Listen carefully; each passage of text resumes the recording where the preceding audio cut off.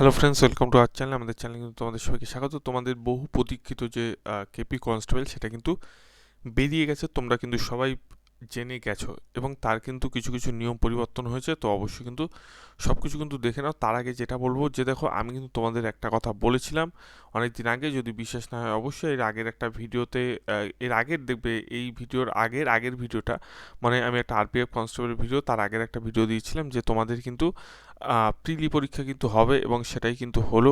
অবশ্যই কিন্তু মিলিয়ে তোমরা দেখে নেবে, কথাটা সত্যটা যাচাই করে নেবে। অবশ্যই আমার ভিডিওর লিঙ্ক দরকার হলে আমি ডেসক্রিপশনেও দিয়ে দেবো। তোমরা এর আগের আগের মানে একটা ভিডিওর আগের ভিডিও তোমরা কিন্তু অবশ্যই দেখে নেবে আমি কি বলেছিলাম যে প্রিলি হবে কি হবে না সেই ভিডিওটা নিয়ে। তো চলো, অবশ্যই কিন্তু এখন নতুন ভিডিওতে আমরা চলে আসি। তো দেখো, তোমাদের কিন্তু বহু প্রতীক্ষিত যে কেপি কনস্টেবল সেটা কিন্তু বেরিয়ে গেছে। অবশ্যই কিন্তু কী কী এখানে চেঞ্জেস হয়েছে পুরো নোটিফিকেশনটা আমি কিন্তু চাইলে সঙ্গে সঙ্গে বানিয়ে দিতে পারতাম, এবং সঙ্গে সঙ্গে বানিয়ে দিলে কিন্তু তোমরা অতটাও গুরুত্বপূর্ণভাবে নিতে না। তার কারণ আমি একটু তোমাদের ভালোভাবে এটা জাস্ট বুঝিয়ে দিতে চাই। তোমাদের যে অ্যাপ্লিকেশন ফর্ম শুরু হবে সেটা কিন্তু তোমরা জেনে গেছো যে 1 তারিখ থেকে কিন্তু তোমাদের শুরু হবে, এবং 29/3/2024 অবধি কিন্তু তোমাদের এই ফর্মটি ফিল আপ করা হবে। বুঝতে পেরেছো? তোমাদের প্রায় 1 মাস ধরে কিন্তু এই ফর্মটি কিন্তু ফিল আপ চলবে, এবং তারপরে কিন্তু 7 দিনের জন্য তোমাদের যে এডিট উইন্ডো আছে 1 তারিখ থেকে 7 তারিখ অবধি কিন্তু এই এডিট উইন্ডোটা খুলে যাবে। তোমরা কিন্তু চাইলে ফর্মটা, তোমার যদি কোনো রকম ভুল হয় সেটা কিন্তু তোমরা এডিট করতে পারবে। এবার দেখো, তোমাদের ভ্যাকেন্সির পুরো ব্যাপারটা আমি বলছি। তোমাদের দেখো, এই টোটাল ভ্যাকেন্সিটা যে আছে, আশা করি তোমরা দেখেই ফেলেছো যে পুরুষদের কিন্তু 3464টি এবং মহিলাদের কিন্তু 270টি ভ্যাকেন্সি। সেখানে তোমরা আনরিজার্ভ ক্যাটাগরি, অর্থাৎ তোমাদের যে ইউআর ইসি আছো, এইচজি আছো, তারপর হচ্ছে সিভিক ভলেন্টিয়ার্স আছে, পোস্ট কোটা আছে, সেগুলো কিন্তু তোমরা টোটাল দেখে নিয়েছো। এবং দেখো, তোমরা কিন্তু এসসি বলো, ওবিসি বলো, ওবিসি এ বলো, ওবিসি বি বলো, ইডাব্লিউএস বলো, সব কিছু কিন্তু টোটাল ভ্যাকেন্সি দিয়েছে।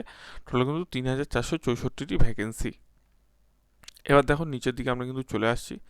কি কি এখানে বলেছে অবশ্যই কিন্তু তোমাদের বলবো। তোমাদের কিন্তু পোস্ট ক্যাটাগরিতেও প্রচুর ভ্যাকেন্সি চলে এসছে। অবশ্যই কিন্তু তোমরা যদি পোর্টস ক্যাটাগরির দিকে থাকো, নোটিশটা একবার ডাউনলোড করে নেবে, কী কী পোর্টস ক্যাটাগরি দিয়েছে সেটাও কিন্তু দেখে তোমরা ফর্ম ফিল আপটি করতে পারো। দেখো, must B a citizen of India, অবশ্যই তোমাদের ইন্ডিয়ান হতে হবে। এজ কিন্তু তোমাদের 18 থেকে 30 বছর অবধি কিন্তু করা হয়েছে। 1/1/2024 থেকে বয়স ধরা হবে, ঠিক আছে। এবং তোমরা যারা ওবিসি আছো তাদের 3 বছর, এসটিএসসিটা কিন্তু তোমাদের 5 বছর কিন্তু ছাড় পাবে। এবার দেখো, এডুকেশন যে কোয়ালিফিকেশন আছে, সেখানে কিন্তু তোমরা জানো যে তোমাদের মাধ্যমিক কিন্তু পাস হতে হবে, বা মাধ্যমিক সমতুল্য যে West Bengal board of secondary education বা কোনো অন্য জায়গা থেকে তোমরা যদি মাধ্যমিক পাস করতে পারো সেটাও হবে। ল্যাঙ্গুয়েজ দেখো, the applicant must be able to read, right, speak in Bengali language, অর্থাৎ তোমাদের কিন্তু বেঙ্গলি ল্যাঙ্গুয়েজ কিন্তু অতি অবশ্যই কিন্তু জানতে হবে, ঠিক আছে। এবং দেখা রয়েছে যে তোমাদের যে পার্মানেন্ট রেসিডেন্স বা sub divisional of Darjeeling and Kalimpong district, এখানে কিন্তু এটার জন্য নয়, এটা কিন্তু পুরোটাই লেখা। এবং দেখো, female candidates are eligible to apply constable and lady constable in police. চলো এবার নেক্সটে চলে আসি। দেখো, এখানে কিন্তু মেল বলো, থার্ড জেন্ডার বলো, তাদের জন্য, মানে থার্ড জেন্ডার যারা আছে তাদের জন্য কিন্তু পোস্টের রাখা, মানে তাদের জন্য কিন্তু ভ্যাকেন্সিটা রাখা হয়েছে। এবার দেখো, তোমাদের যে ফিজিক্যাল মেজারমেন্ট, ঠিক আছে, ফিজিক্যাল মেজারমেন্টে তোমাদের কী করা হয়েছে, তোমরা দেখতেই পাচ্ছ হাইট কিন্তু 167 সেন্টিমিটার রাখা হয়েছে। যারা গোর্খা গারওয়ালিস আছে তাদের কিন্তু 160 সেন্টিমিটার রাখা হয়েছে। বুকের এবং ওজন কিন্তু 57, এবং এসটি এসটি বলছি কেন, এসটিরা যারা আছে এবং রাজবংশী গোর্খালিস আছে তাদের 53। এবার দেখো, তোমাদের যে চেস্ট আছে, ঠিক আছে, চেস্ট কিন্তু 78 সেমি উইদাউট, তোমাদের কিন্তু না ফুলি, এবং ফুলি কিন্তু 83 সেমি ফোলাতে হবে। এটা কিন্তু আপাতত লেখা। এবং তোমাদের যে রাজবংশী তোমরা দেখতে পাচ্ছ তাদের জন্য কিন্তু কিছু ছাড় আছে, এবং এসটিদের জন্য কিন্তু কিছু ছাড় আছে। মহিলাদের কিন্তু 107 সেমি রাখা হয়েছে, গোলখা রাজবংশী এসটিদের জন্য কিন্তু 152 রাখা হয়েছে, এবং থার্ড জেন্ডার যারা আছে তাদের কিন্তু 163 এবং 155 রাখা আছে। এটা কিন্তু তোমরা, এবং ওজন কিন্তু সব কিছু তোমরা দেখতে পাচ্ছ, ওজনগুলো কিন্তু এখানে পাশে দেওয়া রয়েছে।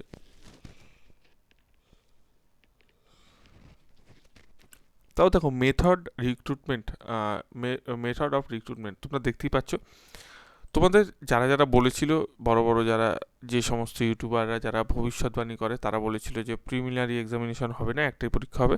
তো তাদের জন্য বড় একটি কথা যে প্রিলিমিনারি রিটেন টেস্ট কিন্তু হচ্ছে, এবং আমি এর এর একটা ভিডিওর আগের ভিডিওতেও তোমাদের বলে দিয়েছি যে প্রিলিমিনারি কিন্তু হচ্ছে।